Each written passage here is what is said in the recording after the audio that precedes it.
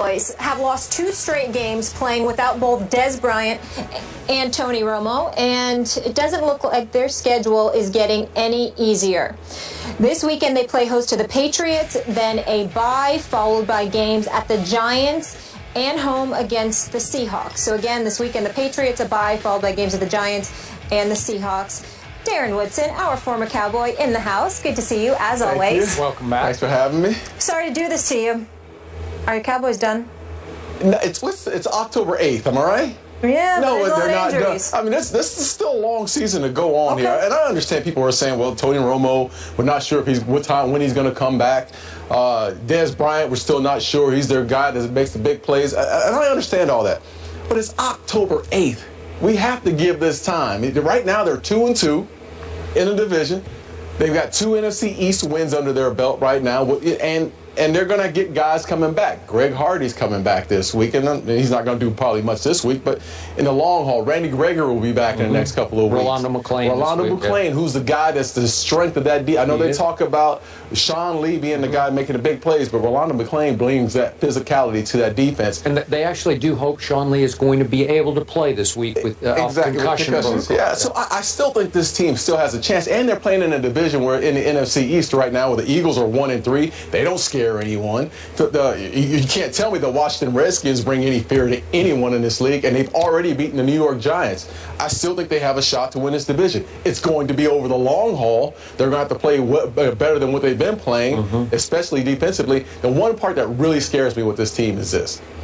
Lance Dunbar goes down, and we all know that Brandon Wheaton is nervous about throwing the ball to outside the numbers and making the big plays, so he's relied on Dunbar and the running backs and Jason Witten to make big plays for him. Dunbar's absence is going to be huge for this team because Brandon Wheaton is not a vertical passer right now. Stephen A., what do you think? Well, listen, I don't think they're done yet because I think the NFC East is wide open. I mean, the bottom line is that we think that the Giants are coming, but we're not sure. We think that the Redskins may be respectable, but we're not sure. We think that Chip Kelly, has talent on the Philadelphia Eagles, which is without a doubt. Whether or not that meshes remains to be seen. We're not sure yet. And I think because we're not sure, it's all about when Tony Romo can get back. If Tony Romo can get back with 8 games left in the season, then I think regardless of the state of affairs that exist with the Cowboys at that particular juncture, if Tony Romo gets back and he's healthy enough to do his thing, I think that's going to take the Dallas Cowboys a very, very long way. And let's also keep in mind, they had the lead against the Falcons before they lost, okay? They were in this game last Sunday night against New Orleans. They could have easily won that game. It's not like they've fallen off the cliff.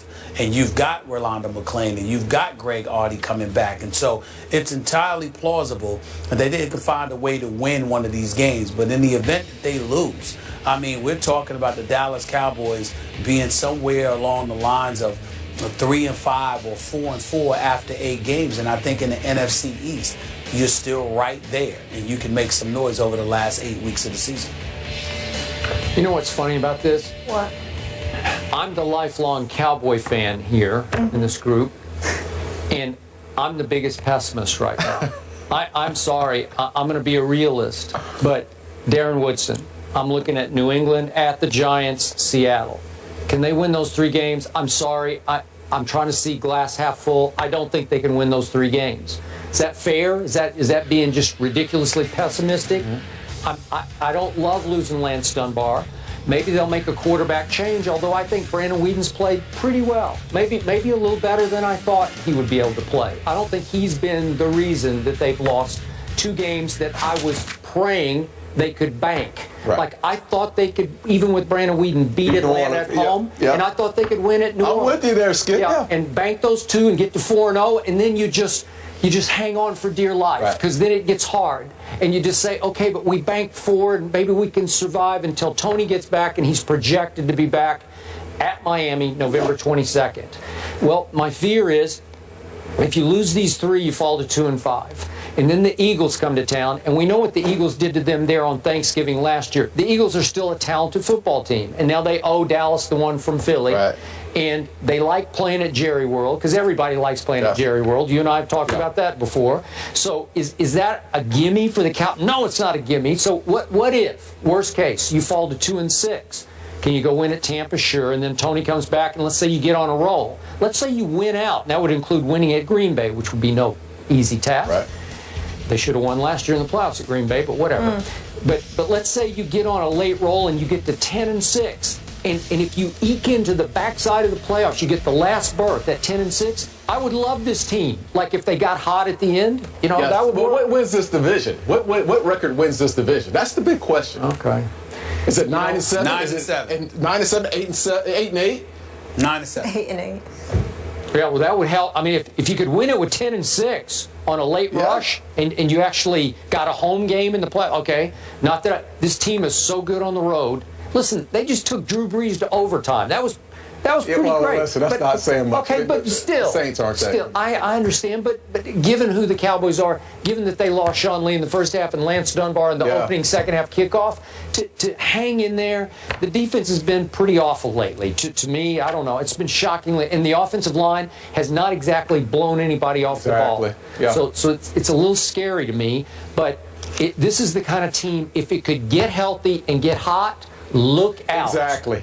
And that's what they're banking on. Just trying to get healthy. And you're going to have to understand this. They're going to, at some point, they're going to start getting a little bit better. Bringing these guys back in, they're going to start getting healthy. Other teams are going to start losing people as well. I mean, this is the NFL. Week in and week out, you start having injuries that compound. I could easily see this team going 8-8, 9-7, and bouncing back and trying to get hot at the end of the season. We just have to wait and see. Okay, now I feel better. Next question. Stephen A., do you feel good too? Everybody good here? Yep, we're good. Well, I just want to be very, very clear. Okay. It doesn't matter to me what one way. It matters to Skip what happens to the Cowboys. It doesn't matter to me if they lose. It doesn't matter to me if they fall apart. I don't care. I'm not going to lose any sleep over it. Yes, you are. So indirectly. Hold on. Real quick. I'm sorry. I have to correct my friend Stephen A. Smith. It matters greatly to him if they start winning because he would lose sleep, because he would lose face. That's true. Yes. Well, not during the regular season. I expect them to win during the regular season. Yeah. I will lose sleep if I think the Cowboys are going to end up in the Super Bowl. I will tell you right now, I will confess on national television when I will obviously have sleepless nights. If the Dallas Cowboys advance to the NFC Championship game and they are 60 minutes away from a Super Bowl appearance, that week will be very, very difficult for me to sleep because if they win that game, I promise to wear Dallas Cowboys paraphernalia all week long. Oh, yes. Okay, so that would not be happy for me.